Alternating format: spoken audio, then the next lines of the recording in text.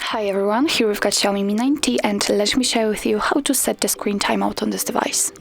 So firstly we have to find and open the settings, so let's do it, and now let's scroll down a little in order to tap on always on display and lock screen.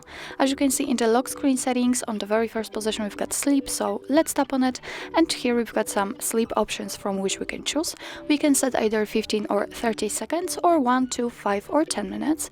Now we've got 30 seconds applied, and you can say it because this option is highlighted and you can see this tick icon next to it, and in order to change it all you have to do is simply tap on the option you'd like to use. So I will pick 5 minutes, so let's tap on it. As you can see we just got back, but here it is notified, so it means that from now on after 5 minutes of inactivity this device will black out.